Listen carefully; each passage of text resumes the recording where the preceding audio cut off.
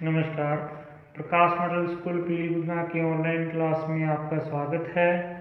अब हम करते हैं कक्षा 7 की प्रश्नावली 2.1 और इसका क्वेश्चन नंबर 3।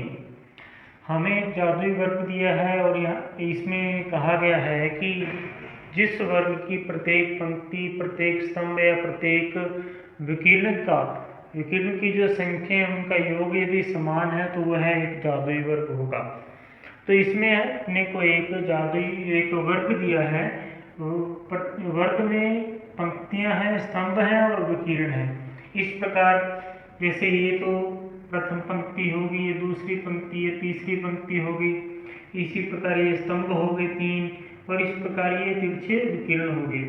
यदि इनका योग करें और उनका योग यदि सभी का समान है तो अपने इसको कह सकते हैं कि यह जादुई वर्ग है। तो हमें बताना है कि क्या यह एक जादुई वर्ग है। क्वेश्चन हमें ये दिया है और प्रथम पंक्ति के अनुसार हमें ये सिद्ध करके दिया हुआ है, जोड़ करके अपने को बताया है कि इन प्रथम पंक्ति का जो योग है वो 15/11 अपना आंसर आ रहा है।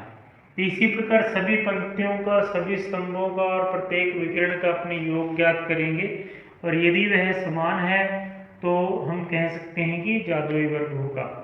तो प्रथम पंक्ति आ गई, फिर द्वितीय पंक्ति है,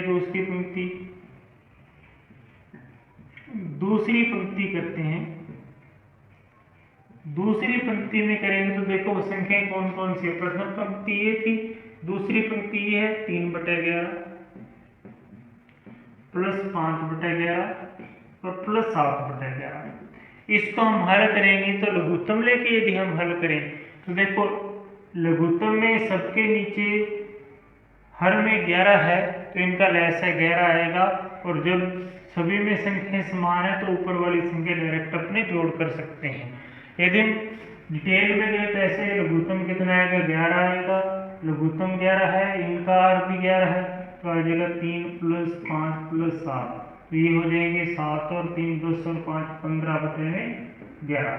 इसका उत्तर भी कितना आया, 15/11 आ गया। इस प्रकार इसी प्रकार तीसरी पंक्ति का देखते हैं। तीसरी पंक्ति को यदि हम देखें तो तीसरी पंक्ति में 8/11 प्लस 1/11 प्लस 6/11। इस प्रकार इनका लसागु भी कितना आएगा, 11 आएगा।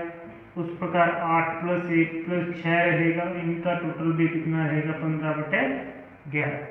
तीनों पंक्तियां कंप्लीट होगी, तीनों का योग 15/11 है। अभी अपने स्तंभ देखते हैं तो प्रथम स्तंभ के अंदर प्रथम स्तंभ देखते हैं तो प्रथम स्तंभ में देखें तो अपने को पता है कि ये इस प्रकार है 4/11 3/11 8/11। इस प्रकार नीचे की ओर आएगा तो यहाँ पे 4/11 प्लस 3/11 प्लस 8/11 तो लघुत्तम 11 आएगा। 4 + 3 + 8 रहेगा तो ये भी 15/11 हो जाएगा। इसी प्रकार दूसरा स्तंभ निकालते हैं। दूसरे स्तंभ में 9 5 और 1 9/11 प्लस 5/11 प्लस 1/11 तो लघुत्तम 11 रहेगा। 9 5 और 1 9 + 5 + 1 तो ये भी 15/11 रहेगा। इसी प्रकार तीसरा स्तंभ करते हैं। तीसरे स्तंभ में क्या है, 2/11 7/11 6/11 2/11 7/11 और 6/11। इनका लघुत्तम भी 11 आएगा। 2 7 6 रहेगा, 2 7 6 रहेगा तो ये भी कितने हो जाएंगे, 15/11। अब रहेंगे विकिरण। एक विकिरण या प्रथम विकिरण कह लेते हैं। प्रथम विकिरण तो विकिरण को करेंगे तो इस प्रकार करेंगे, एक कोने से दूसरे कोने तक तो 2/11 5/11 और 8/11। इनका लघुत्तम भी कितना आएगा, 11 और 2 + 5 + 8, तो ये भी कितने बनेंगे 15/11। इसी प्रकार दूसरा विकिरण